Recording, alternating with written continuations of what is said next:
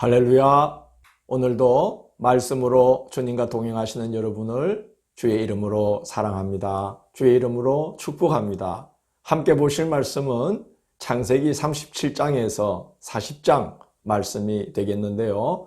이 부분에서는 구원 역사를 준비하시는 하나님의 모습을 만날 수 있습니다.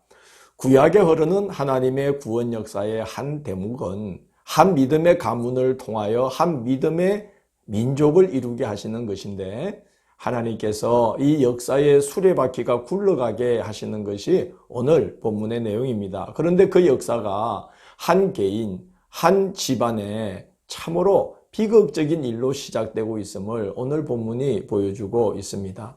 47장은 야곱의 노년에 사랑하는 아들 요셉이 종으로 팔려가는 이야기가 기록되어 있습니다. 2절을 보면 야곱의 족보는 이러하니라 이렇게 기록되어 있는데, 이후에 전개되는 내용을 보면 야곱의 족보가 나열되는 내용이 아닙니다. 그냥 간추린 그의 노년, 집안 내력이 이러하다 하는 것을 보여주고 있습니다. 그래서 개역 성경은 이 부분을 야곱의 약전이 이러하니라, 간추린 그의 전력이 이러하니라고 표현하고 있죠.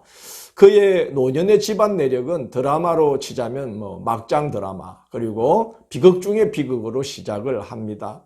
2절은 요셉의 소년 시절 상황을 소개하고 있는데요. 17세의 소년이다.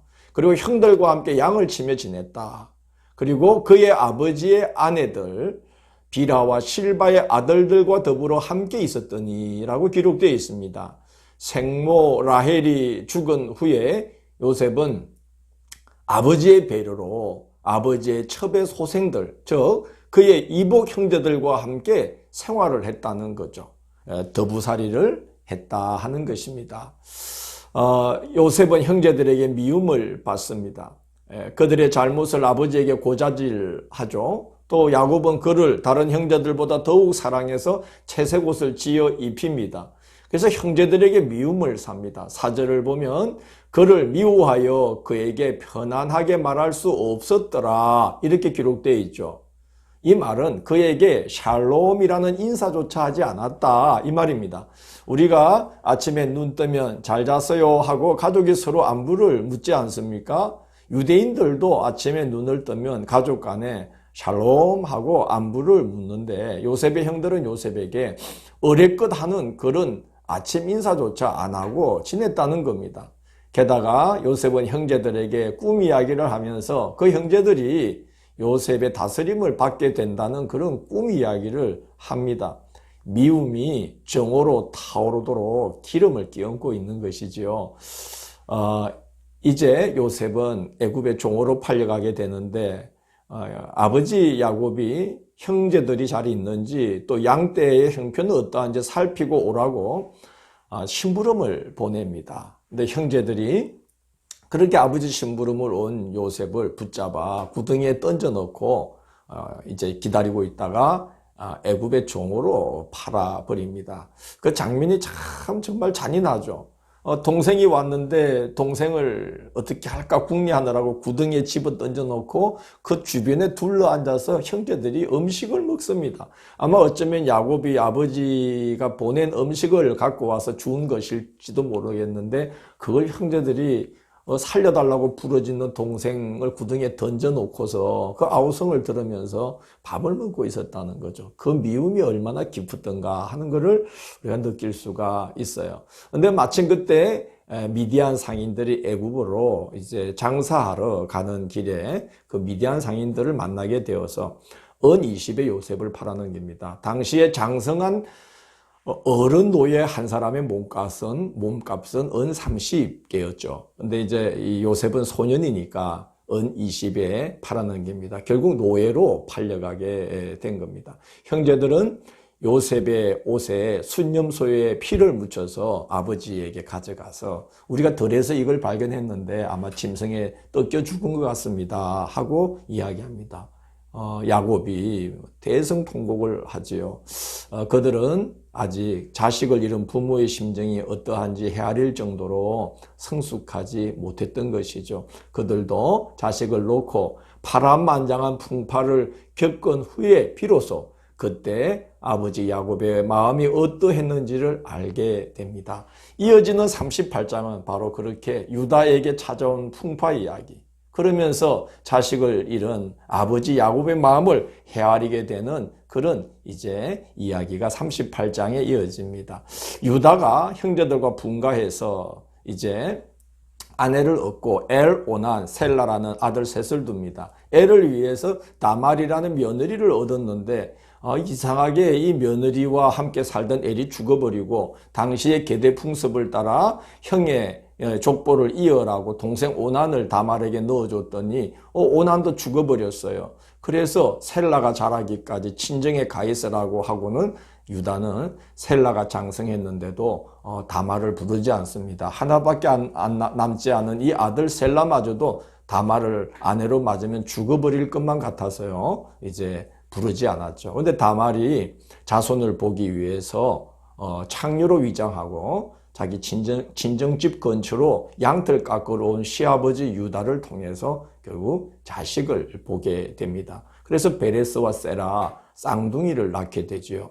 족보가 꼬여버리게 되었어요. 아들이라 하기에도 좀 그렇고 손주라고 부르기에도, 손자라고 부르기에도 그런 자손을 보게 됩니다.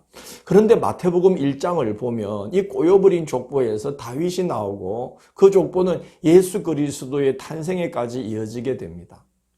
하나님께서 하시는 일의 시종을 우리 인간으로서는 가히 청량할 수 없다는 생각을 하게 됩니다.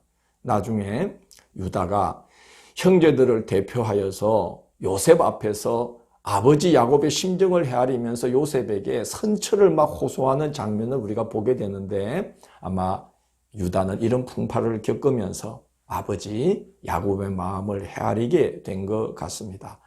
39장은 이제 애굽으로 팔려간 요셉이 종살이를 하게 되는데, 그런 중에도 요셉과 함께 하시는 하나님을 우리가 39장에 볼 수 있어요. 애굽의 바로 왕의 친위대장, 지금 우리로 말하자면 이제 그 경호실장 또는 비서실장에 해당하는 보디발이라는 사람의 집에 노예로 팔려가게 되는데 13년에 걸친 종살이에 옥살이까지 하게 됩니다. 그런데 성경은 참 희한하게도 이 부분에 대해서 기록을 할 때에 여호와께서 요셉과 함께 하심으로 그가 형통하게 되어 라는 말을 자주 언급합니다. 그런 처지에 놓여 있었지만 주위 사람들이 요셉을 보면 신적인 존재가 그의 곁에서 그를 돕고 있지 않나 하는 생각이 들 정도로 그를 통해서 많은 복된 일들이 일어났다는 것이지요. 마치 야곱으로 말미암아 라반의 소유가 점점 더해진 것처럼 하나님이 야곱을 생각하사 라반에게 복을 주시더라 함과 같이 하나님이 요셉을 생각해서 그의 주위를 다 복되게 하는 그런 일들이 나타났다는 것이죠. 그러나 더 큰 환난을 겪게 됩니다. 보디발의 아내의 집요한 유혹을 뿌리침으로 인하여서 모함을 받아 옥살이를 하게 됩니다. 당시에 그 귀족들의 아내들의 화장술은 어마어마합니다. 그래서 그렇게 미모가 출중하지 않았다고 여겨지는 클레오파트라도 말이죠. 그 화장을 통해서 안토니우스를 단번에 무릎을 꿇려버리지 않습니까? 그게 바로 애굽의 그 귀족 아내들의 화장술이에요. 그런데 이 한참 혈기왕성한 나이에 청년기에 이르는 이 요셉이 참 놀랍게도 보디발의 아내의 유혹을 뿌리칩니다. 9절을 보면 내가 어찌 이 큰 악을 행하여 하나님께 죄를 지으리까 라고 하면서 유혹을 뿌리칩니다. 하나님께 신의를 지키고 주인 보디발에게 신의를 지켰습니다. 상을 받아 마땅하지 않습니까? 그런데 그에게 돌아온 것은 옥살이의 고난입니다. 그러나 성경을 보면 그 이후 상황이 21절에서 23절까지 3절에 걸쳐서 그 이후의 상황이 기록되어 있는데 이 짧은 본문에 그의 옥살이의 비참함에 대해서는 한마디도 기록되어 있지 않고요. 오히려 여호와께서 요셉과 함께 하셨다. 여호와께서 그에게 인자를 더하셨다. 여호와께서 그를 범사에 형통케 하셨다라고 기록을 하고 있습니다. 무슨 일일까요? 옥살이를 하는 중에도 하나님께서 그와 함께하는 증거들이 나타났다는 말이고 결국은 하나님께서 계획하신 길로 그가 인도받고 있음을 암시하고 있는 표현이죠. 그래서 옥살이를 하는 중에도 여호와가 그와 함께 하셔서 그의 길을 잘 인도하고 계셨다는 겁니다. 40장은 바로왕 앞에 서도록 준비되는 요셉의 모습이 나옵니다. 하나님께서 그렇게 인도하시는 겁니다.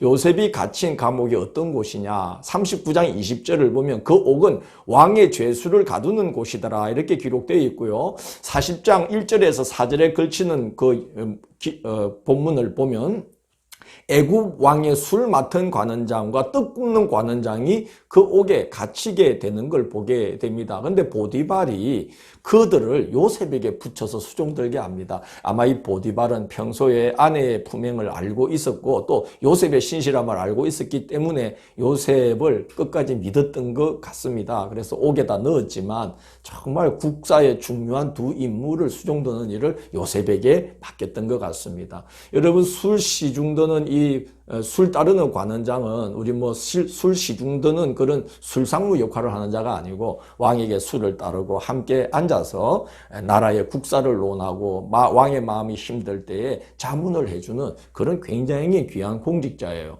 우리가 느헤미야서를 보면 느헤미야가 그때 자기의 형편에 대해서 말하기를 그때 내가 술 따르는 관원이 되었더니 그렇게 기록되어 있지 않습니까? 그리고 이 떡 굽는 관원장은 말이죠. 그냥 그 왕궁의 주방에서 일하는 사람을 뜻하는 게 아니고 국가의 어떤 대소사를 위한 제사를 드릴 때 거기 제단에 올리는 그런 음식을 관장하는 사람이에요. 굉장히 높은 고위 공직자를 말하는 것이죠. 요셉은 바로 그러한 자들을 섬기면서 수종들면서 옥살이를 합니다. 생각해 보십시오. 그들이 늘 모여서 하는 이야기가 뭐겠습니까? 나라의 경제, 정치, 문화 여러 재반 사물을 관장하던 이야기들을 나누지 않겠습니까? 그리고 그들 애굽의 미래에 대한 이야기를 얼마나 많이 했겠습니까?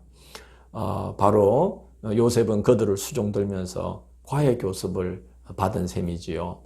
요셉이 바로왕 앞에 서서 꿈 해몽을 하는데 그가 꿈 해몽 하나를 잘했다고 해서 애굽의 바로왕이 그를 단번에 총리로 올리지는 않습니다. 애굽의 바로왕이라는 직책이 어떤 직책인데 그렇게 가볍게 국사를 행하겠어요. 그는 수많은 인재들을 경험하고 수많은 인재들을 등용했기 때문에 딱 보면 알아요. 그런데 이 요셉이라는 자가 감옥에서 나와 자기 앞에 섰는데 꿈 해몽은 고사하고 그가 말하는 태도, 왕 앞에 서는 방법, 그리고 국가의 그 대책을 세우는 그 말하는 것을 보고는 깜짝 놀랐을 겁니다. 어떻게 감옥에 있고 노예로 끌려온 자가 저렇게까지 애굽의 정치, 경제, 교육, 문화 모든 재반 사물을 저렇게 꿰뚫어 볼 수 있을까 하는 아마 감탄하면서 보았을 것 같아요. 수많은 인재들을 그 감옥에서 섬기면서 요셉은 그런 준비가 된 것이죠. 하나님께서 주신 지혜에 옥살이를 하면서 터득한 지식이 더하면서 요셉은 바로왕 앞에 설 준비가 되고 있었던 겁니다. 그 감옥에서 술 따르는 관원장 또 그 떡 굽는 관원장의 꿈을 해몽해 주게 되고 그 꿈대로 되었어요. 그래 그때 이제 당신들이 복직되면 그 술 따르는 관원장에게 복직되면 저를 기억해 주십시오 그랬는데 그만 잊어버립니다. 그래서 왕에게 요셉의 이야기를 말하지 않게 됩니다. 그렇게 만 2년의 세월이 더 흐릅니다. 사람이 참 그럴 때 더 견디기 힘들죠. 참 견디기 힘든 시간들이었을 텐데 그러나 하나님께서 보시기에 요셉에게는 그동안 그만큼 더 준비되어야 될 일들이 있었던 것 같습니다. 아직 하나님께서 정하신 때가 되지 않았던 것이죠. 우리가 노아 홍수 이야기를 읽으면서 보지 않았습니까? 땅에 비는 그쳤지만 그러나 땅에 물이 고여 있었고 또 물이 다 물러갔지만 아직도 땅이 마르지 않았고 때가 되지 않았어. 하나님께서 계속 노아를 기다리게 하시다가 딱 때가 되니까 방주에서 나가라 하고 하나님이 지시를 하십니다. 그 하나님의 때가 있지 않겠습니까? 우리가 어려울수록 인내하고 하나님을 신뢰하며 소망 중에 우리는 일상을 열심히 살아내야만 합니다. 왜냐? 하나님의 시간은 우리의 시간과 우리가 기대하는 시간과 다르게 흐를 수가 있는 것이죠. 하나님의 섭리는 우리가 짜놓은 계획과 다르게 진행되는 때가 얼마나 많은지 모릅니다. 하나님께서 하시는 일의 시종을 사람으로서는 측량할 수가 없습니다. 고난의 때에 잘 준비되시기 바랍니다. 그러면 때가 되면 귀하게 사용하시는 때가 옵니다. 내일 1월 14일 목요일은 창세기 41장에서 42장을 통해서 드디어 요셉이 쓰임받다라는 제목으로 말씀을 나누겠습니다. 감사합니다. 기도하겠습니다. 주님, 저희들은 하나님의 때를 알지 못하므로 일이 더디 이루어지거나 갈수록 고난이 더해질 때에 참으로 견디기 힘들며 살 소망까지 끊어질 때가 있습니다. 그러나 주님, 그럴 때 저희들의 마음을 붙들어 주시며 우리의 걸음이 약해지지 않게 하여 주시고 주를 향하여 손을 들어 기도하는 우리의 손이 늘어지지 않도록 우리를 꼭 붙들어 주시기를 원합니다. 그래서 주님을 바라보며 주님을 믿고 기도와 말씀으로 살아온 자의 끝이 어떠한지를 크고도 복되게 증거하는 자들이 될 수 있도록 이 한 해 우리의 삶을 주께서 친히 인도하여 주옵소서. 예수님 이름으로 기도드립니다. 아멘.